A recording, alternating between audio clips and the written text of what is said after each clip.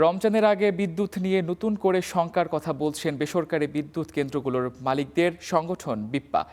জানানো হয়, সরকার এখনও তাদের 14,000 কোটি টাকা বিল পরিশোধ করেনি, যার প্রভাব পড়তে পারে আসন্ন রমজানের সময় বিদ্যুৎ উৎপাদনে। গরমে দেশজুড়ে বাড়তে পারে লোডশেডিং। বাংলাদেশের মোট বিদ্যুৎ উৎপাদন সক্ষমতার প্রায় 43% আসে বেসরকারি খাত থেকে। সরকার তেলভিত্তিক বিদ্যুৎ কেন্দ্রগুলো থেকে লিকুইডিটি ড্যামেজ কর্তনের সিদ্ধান্ত নেওয়ার পর আসন্ন রমজান ও গ্রীষ্ম মৌসুমে ভয়াবহ লোডশেডিংয়ের বার্তা দিল বাংলাদেশ ইন্ডিপেন্ডেন্ট পাওয়ার প্রডিউসার্স অ্যাসোসিয়েশন বিপ্পা। পরিচালনা করেছে কিভাবে, জ্বালানি আমদানি করেছে কিভাবে? নির্বাচিত সরকারকে বিপাকে ফেলতে অন্তর্বর্তী সরকার এমন সিদ্ধান্ত নিয়েছে বলে দাবি সংগঠনটির।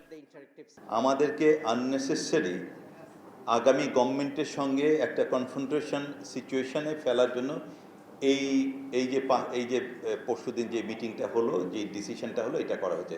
এত নাকি মোরাল দেখাবে যে আমরা খুব এথিক্যাল, নাকি সেক্রেটারি, মিনিস্টার, অ্যাডভাইজার, তো কোথায় মোরাল, কোথায়?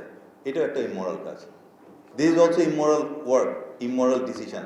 আদানির মতো বিদেশি কোম্পানিগুলোকে বাড়তি সুবিধা দেয়া ও চুক্তি লঙ্ঘন করে দেশীয় বিদ্যুৎ উৎপাদকদের প্রতি বৈষম্যমূলক আচরণের কঠোর সমালোচনাও করা হয়। আমরা জেনারেলি একটা চাল ডাল কোম্পানির মতো না।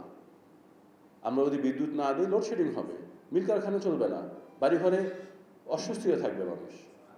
আমরা তাহলে বিদ্যুৎ না দিয়ে কি করব?